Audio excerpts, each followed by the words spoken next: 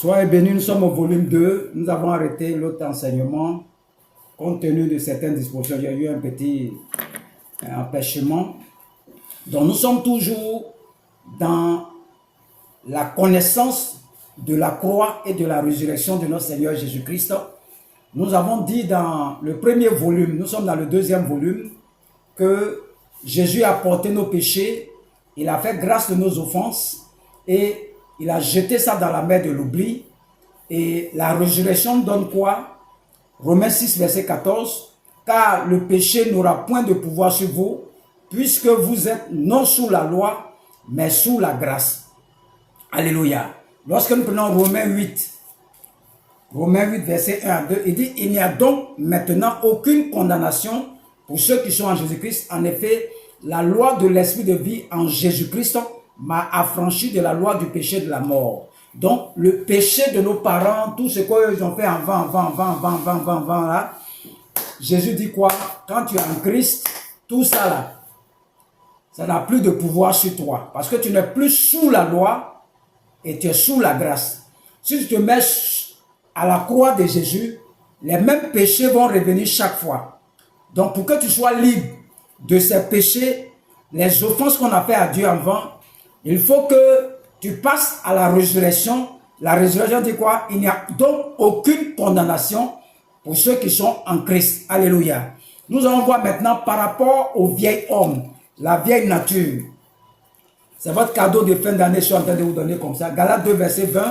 Ça, c'est la vieille nature. Galates 2, verset 20. Il dit, j'ai été crucifié avec Christ. Et si je vis, ce n'est plus moi qui vis, c'est Christ qui vit en moi. Alléluia. Donc, à la croix là, pendant que Christ était à la croix, toi aussi tu étais avec lui. Tu as été crucifié avec lui.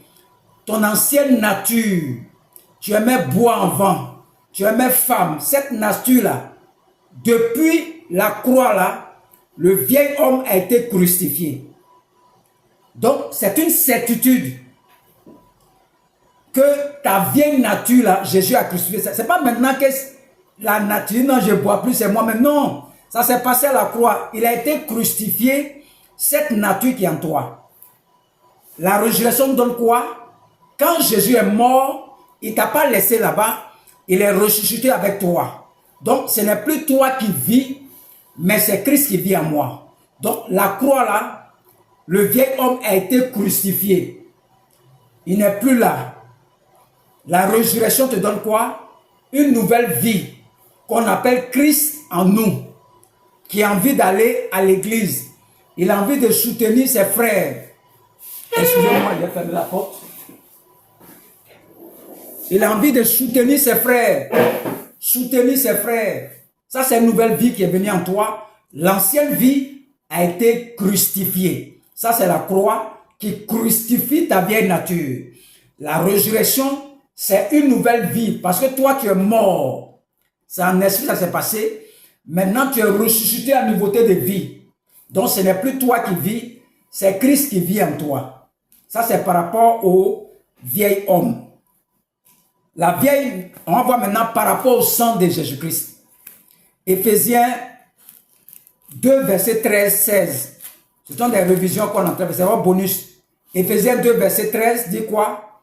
Christ, Éphésiens 2, verset 13, 12, 13, 14, on va pas lire tout.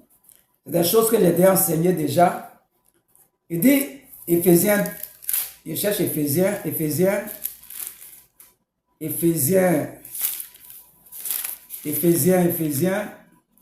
voilà ça, Éphésiens ici. C'est une formation, donc on prend tout le temps pour chercher les versets. Éphésiens 2, verset 13 dit, mais maintenant en Jésus-Christ, vous qui étiez jadis éloignés, vous avez été rapprochés par le sang de Jésus-Christ. Donc la première des choses, le sang de Jésus-Christ nous a rapprochés des Juifs. Nous a rapprochés de ce grand Dieu-là. Ça, c'est par rapport au sang, pour le lire après. Éphésiens 2, verset 13, 16. Donc, le sang de Jésus qui a coulé à la croix, lorsqu'il était à la croix, le sang qui coulait là, nous a réconciliés avec ce grand Dieu. Avant, c'est les Juifs seulement qui étaient le peuple de Dieu. Ça nous a réconciliés avec les Juifs. Le mur de séparation de l'inimitié a été brisé et la loi de Moïse a été anéantie. Ça, c'est la croix qui donne ça par rapport au sang. Éphésiens 2, verset 13-16. C'est une certitude, ça doit être une certitude ici, là. Que le sang de Jésus-Christ nous rapproche de ce grand Dieu, là. Ça, c'est la croix qui donne ça. Par rapport à la résurrection, qu'est-ce que le sang nous apporte? Romains 4, verset 25. Romains 4, verset 25. C'est un bonus. Il dit, lequel a été livré pour nos offenses et est ressuscité pour notre justification. Donc, c'est nous qui avons péché. C'est nous qui devons mourir. Maintenant, qu'est-ce qui se passe par la résurrection? Le fait que Jésus-Christ est ressuscité là, ça nous a justifiés. Parce qu'il a porté ton péché. Et maintenant, il est mort, il est revenu. Et s'il revient, il n'y a plus de condamnation pour ceux qui sont en Christ. Il est notre justification. Nous sommes justifiés. Romains 5, verset 1 dit quoi? Étant donc justifiés par la foi, nous avons la paix avec Dieu par notre Seigneur Jésus-Christ. Le fait que Jésus-Christ est ressuscité, il est apparu là. Il est apparu là. Nous sommes justifiés. C'est le sang qui nous apporte ça. Le sang nous réconcilie au niveau de la croix. Nous réconcilie avec Dieu, avec les Juifs. Anéantir la loi de Moïse. Le soir va briser le mur de l'inimitié. Et la résurrection donne quoi par rapport au sang? La résurrection donne ce qu'on appelle la justification. Nous sommes justifiés par l'offrande du corps de Christ. Nous allons aller encore par 1 Pierre 2, les maîtrisures maintenant. 1 Pierre 2, verset 24. C'est votre bonus de fin d'année. Je vais t'enseigner tout sur la croix de la résurrection. 1 Pierre 2, verset 24. 1 Pierre 2, verset 24. Ça, c'est par les maîtrisures. Il dit, lui par les maîtrisures duquel vous avez été guéris. Donc, ce Dieu-là, nous tous, on est en bonne santé. Il n'y a pas de malade chez Dieu. Donc, la résurrection, non, la croix de Jésus par rapport aux maîtrisures, là, de la main, il souffrait, là. Quand tu le vois pleurer, il souffre, il est flagellé, blessé. Qu'est-ce que ça nous apporte, ces maîtrisures-là? Ces maîtrisures-là nous apportent la guérison, la santé. Ça, c'est ce qui nous apporte. Quand il pleurait à la croix, là, les maîtrisures, là, voilà ce que ça nous apporte. La guérison, la santé, ça nous apporte ça.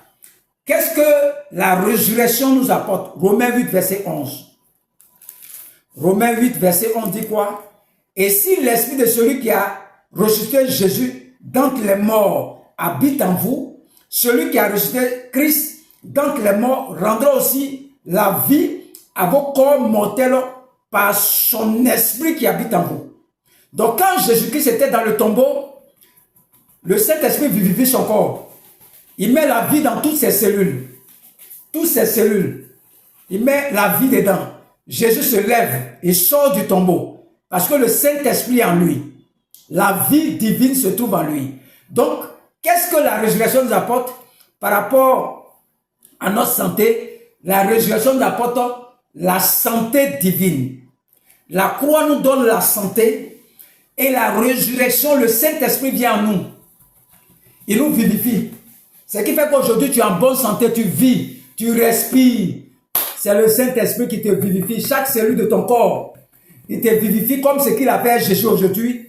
Tu as arrêté, tu es en bonne santé. Donc la croix nous donne la santé, la guérison. Et Jésus te dit, tu peux aller plus loin, avoir la santé divine. Tu n'es pas malade. Tu es assis à l'église pendant que les autres sont malades. On va prier pour avoir la guérison. Toi, tu es assis là, tu n'es jamais malade. Ça, c'est la santé divine. C'est le Saint-Esprit qui fait ça en toi. Ça, c'est la résurrection qui t'apporte ça. La santé divine. Et l'autre, il te donne la guérison, la santé. C'est-à-dire, des deux côtés, tu ne perds pas. La croix te donne la santé, la guérison. Et la résurrection te donne la santé divine. Ah, moi, je ne suis pas malade. Je ne suis pas malade. C'est le Saint-Esprit qui fait ça en moi. Il vivifie mon corps comme ce qu'il a fait à Jésus dans le tombeau. pas malade. Ça, c'est par rapport aux métissures. Par rapport, on va voir maintenant Galates. Par rapport à la malédiction. Ceux qui disent non, je suis maudit, notre famille on est maudit. Qu'est-ce que Jésus-Christ dit? Galates 3, verset 13-14. Ça, c'est par rapport aux malédictions. Il dit, Christ nous a rachetés de la malédiction de la loi, étant devenu malédiction pour nous, car il est écrit, maudit est quiconque est pendu au bois. Donc, regardez ce qu'il dit ici. Galates 13 d'abord, on n'est pas encore allé dans 14. Ça, c'est quand il était à la croix pendu. La malédiction que toi, tu mets sur ta tête toujours là, il dit quoi? Il dit qu'il s'est fait malédiction pour que toi, ce soit bénédiction. Ça, c'est une première garantie que la croix te donne. Il prend ta malédiction, il te donne bénédiction. Le verset 14 dit quoi? Afin que la bénédiction d'Abraham eût pour les païens son accomplissement. Regardez ce que Dieu a promis à Abraham dans Genèse 12, verset. Il dit, celui qui te maudit sera maudit, celui qui te bénit sera béni. Donc le chrétien ne peut pas être maudit. Aucune malédiction sur la tête du chrétien. Tu as deux garanties. La bénédiction d'Abraham et puis la croix de Jésus-Christ encore. Il te donne deux garanties à la croix. Le chrétien ne peut pas être maudit. Ce n'est pas possible. C'est que lui ne connaît rien. Il ne sait pas ce que Jésus-Christ a fait pour lui. Il n'a pas la connaissance. Il n'a pas la vérité. Mon peuple périt par manque de connaissance. À ceux qui l'ont reçu, à ceux qui croient en elle, elle a donné le pouvoir de devenir enfant de Dieu. Jean 1, verset 12. À ceux qui croient en ce qu'on a t'enseigné là, cette connaissance, cette vérité que tu es en train d'écouter là, ça produit dans ton cœur un pouvoir qui te rend libre. Je vais t'enseigner encore, tu vas voir pourquoi Dieu... Plein de choses aujourd'hui. C'est un cadeau de fin d'année. Qu'est-ce que la résurrection nous apporte par rapport à la malédiction? Éphésiens 1, verset 3. Éphésiens 1, verset 3. Déjà, la croix nous a déjà garanti qu'on ne peut pas nous maudire. On va voir la résurrection, qu'est-ce que ça nous donne? Il dit, béni soit Dieu le Père de notre Seigneur Jésus-Christ, qui nous a bénis de toutes sortes de bénédictions spirituelles dans les lieux célestes en Christ. Tout ce qui est bénédiction appartient à Dieu là. Il fait de toi son héritier. Voilà pourquoi les gens courent derrière bénédiction là. Parce qu'ils savent que ce n'est pas normal ce qu'ils vivent là. Il nous a bénis de toutes sortes de bénédictions dans les lieux célestes. Donc ce n'est pas normal que quelqu'un soit pauvre à l'église, c'est pas normal. Mais il faut avoir la connaissance d'abord avant que ça se produise dans ta vie. Donc, d'abord, on ne peut pas te maudire, et puis encore te donner un grand héritage pour toi. Voilà pourquoi quand tu es à l'église et puis tu es pauvre, là, ça te fait mal. Ça te fait mal. Tu sens qu'il y a quelque chose qui ne va pas, tu sens ça. Que tu sois pasteur, que tu sois chrétien, tu sens qu'il y a quelque chose qui ne va pas. Parce que ce que Christ a provu pour toi, là, tu ne vois pas. La malédiction, on ne peut pas te maudire. Lui qui dit on peut te maudire, il n'a qu'à venir devant moi ici. On va partir maintenant 2 Corinthiens. C'est un bonus que je suis en train de faire, c'est un cadeau de fin d'année. 2 Corinthiens 8, verset 9. 2 Corinthiens 8, verset 9, il dit, car vous connaissez la grâce de notre Seigneur Jésus-Christ, qui pour vous s'est fait pauvre, des riches qu'il était, afin que par sa pauvreté, vous fussiez enrichis. Donc, lui-même te dit ici, par rapport à la pauvreté, là, lui, il s'est fait riche. Tu crois en ce que le monde te dit ou bien tu crois en ce que Jésus te dit? Il s'est fait pauvre pour toi, pour que tu sois riche. Notre richesse, c'est Jésus-Christ. C'est tout, c'est ce que la croix te donne. Qu'est-ce que la résurrection nous donne? Galates 4, verset 6-7. Galates 4, c'est un bonus. 6-7. Et parce que vous êtes fils de Dieu, Fils, Dieu a envoyé dans nos cœurs l'esprit de son Fils, lequel crie à Abba Père. Ainsi, tu n'es plus esclave, mais fils. Et si tu es fils, tu es aussi héritier par la grâce de Dieu. Tout ce qu'on appelle richesse de Dieu que tu connais là, on dit tu es héritier. Si tu veux, il faut accepter ça. Galates 3, verset 29. Galates 3, verset 29 dit, et si vous êtes à Christ, vous êtes donc de la postérité d'Abraham, héritier selon la promesse. Tout ce qui appartient à Dieu, ça appartient aux chrétiens.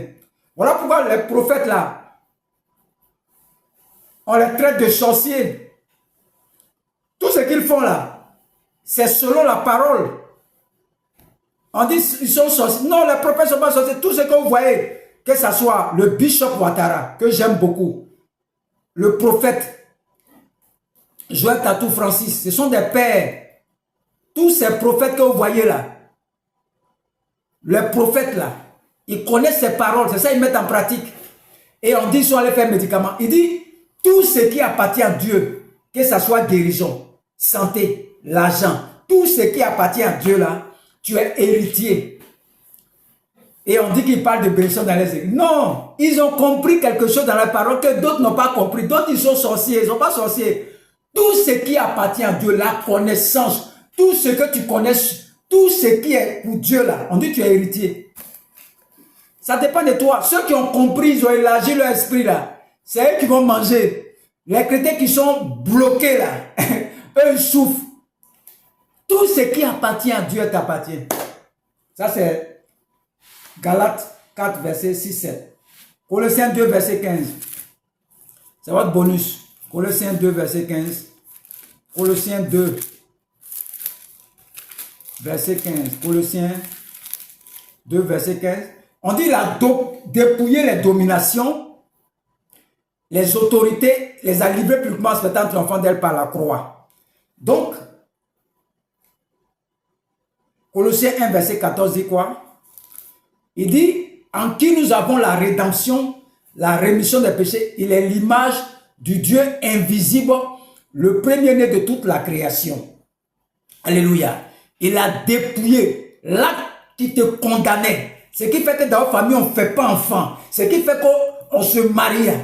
Le décret qui a été pris dans la famille par Satan, là, il a effacé l'acte dont les ordonnances vous condamnaient. Ça, c'est la croix.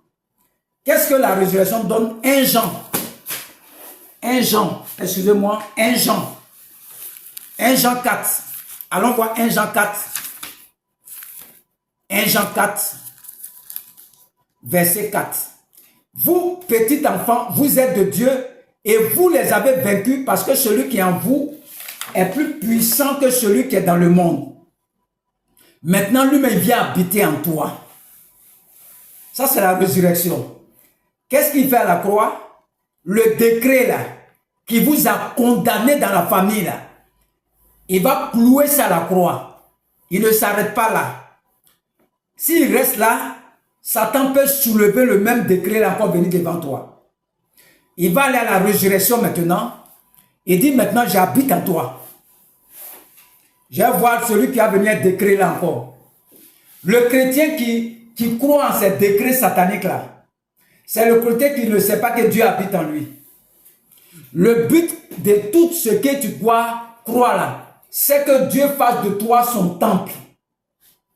Le temple du Saint-Esprit. Donc le grand Dieu du ciel et de la terre est venu habiter en toi. Ça c'est ton cadeau de fin d'année. Tout le travail, c'est pour venir habiter en toi. Voilà, c'est tout le travail de la croix et de la résurrection. Donc maintenant, ton corps là est le temple du Saint-Esprit. N'attristez pas l'Esprit de Dieu qui est en vous. Il habite en toi. Tant que tu n'acceptes pas ça là, tu retournes toujours avant la croix. Le jour où tu vas accepter que Dieu habite en toi là, ta vie a changé. Ta vie a changé.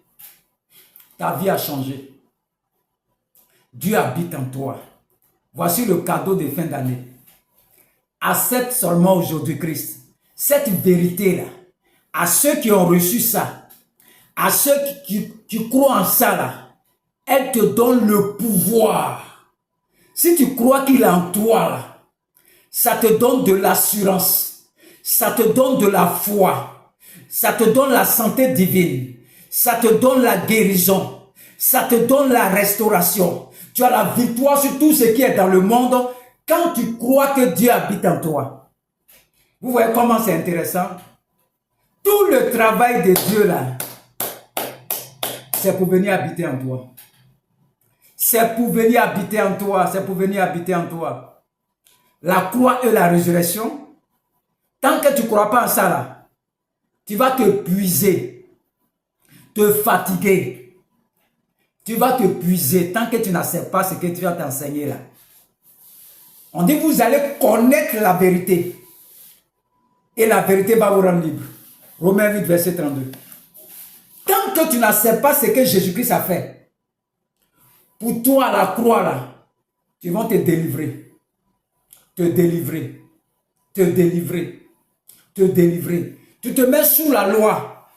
Sous la loi là, on te délivre seulement. On te délivre seulement. C'est parce que tu n'as pas la connaissance. Tu ne sais pas ce qu'il a fait pour toi à la croix. Tu ne sais pas ce qu'il a fait pour toi à la résurrection. Tu es comme où Jésus est né là, à Nazareth. On dit, est-ce que quelque chose de bon peut sortir de Nazareth? Ils ne croient pas. Jésus est né là-bas, mais ils ne croient pas, il vient de là-bas, ils ne croient pas. Donc la parole ne peut pas produire un effet dans ta vie. Le jour où moi j'ai accepté ça, je suis libéré. J'ai fait tout ce que tu es en train de faire là. C'est parce que je n'ai jamais accepté cette parole, que je me promenais partout. Mais le jour où j'ai accepté ça dans mon cœur, là, de tout mon cœur, de toute ma force, de toute ma puissance là, elle m'a transformé. Aujourd'hui, vous me voyez sur les réseaux sociaux parce que je crois en cette parole là. Sinon, je peux aller faire délivrance encore, l'esprit de mort. Ma famille, j'ai adoré montagne, au cas. Mais imagine-toi, on est quitté au Ghana, les Baoulés. On dit on est quitté en Égypte. Imaginez-vous les hôtels qu'ils ont bâtis. Ils ont adoré serpents, scorpions, termitières, rochers, montagnes, forêts sacrées.